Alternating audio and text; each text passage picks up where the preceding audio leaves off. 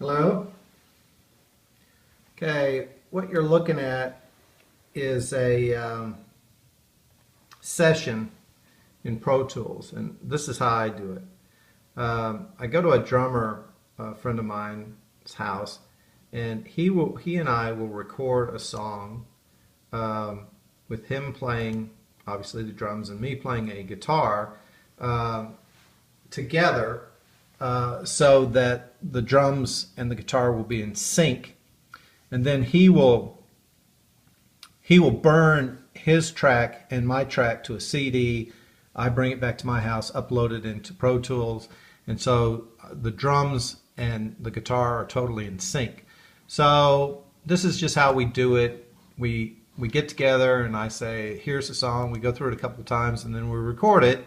And so recording it in sync, it sounds like this.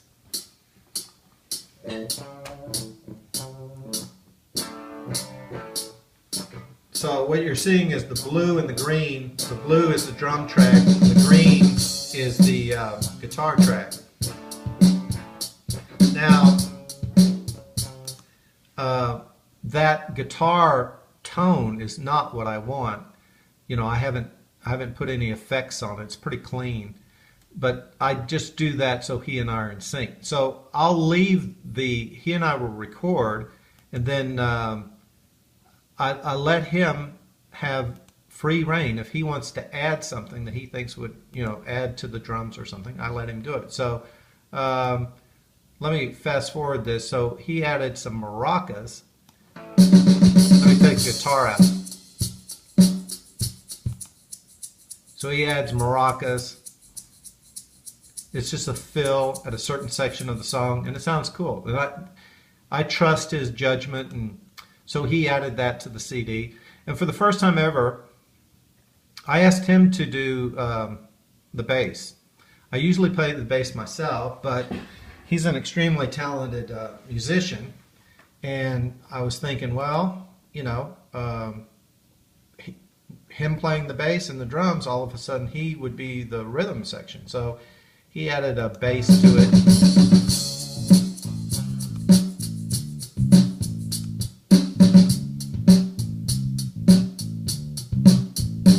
So by the time that I get the CD here, he has noted for me that the first track is the drums, here's the original guitar, here's the bass, and here's the maracas that he did. So now it gets over here, and I'm going like, I never really liked that guitar tone at all. So I get it over here, and I start adding tones that I like. So we'll go back and add a, here's the tone I like. A lot heavier. There's a lot of bass, a lot of mid, very little treble. So I started with that, and then you experiment with different tones. Here's another guitar that I added. This one's very clean.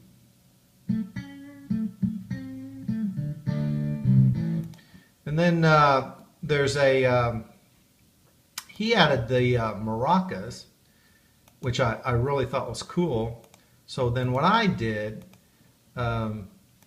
to accompany the maracas, I threw in a wah-wah pedal right here in purple.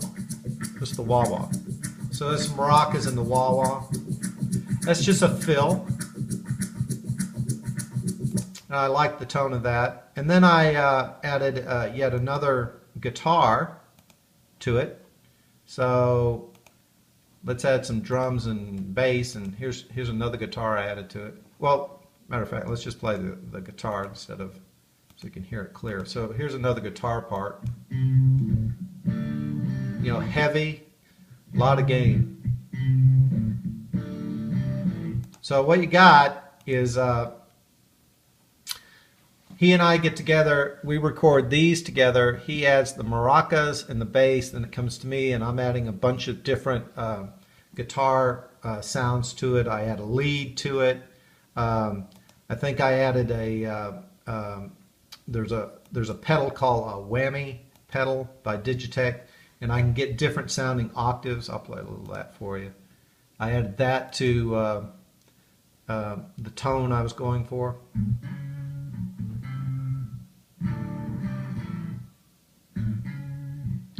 So you have all these different sounding guitars, and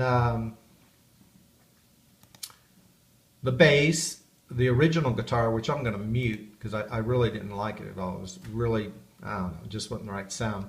So I've added all these guitars to the bass and the maracas and the drum, and so we're starting to get building on this recording.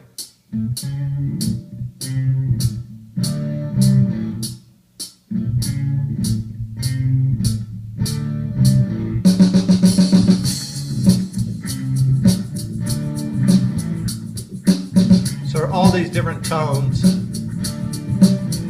And so the next step would be for me, is there anything else I want to add to this session? And I might, I'll do the vocals obviously. And then after you get to this point, then you get to the really hard part, which is the mix, where you mix everything down and you have every guitar at what you think is the perfect level, and you blend sounds in and so on and so forth. And that is the hard part of using, or that's the hard part of recording, is the mix. So right now we have, I don't know, 1, 2, 3, 4, 5, 6, 7, 8, 9, 10. I think we got 10 tracks going.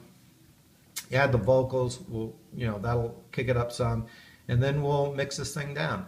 I think this is this version is Pro Tools 8 or 9. I'm getting ready to upgrade, so but I thought you'd be interested just to see how, when you record songs, how it all works. And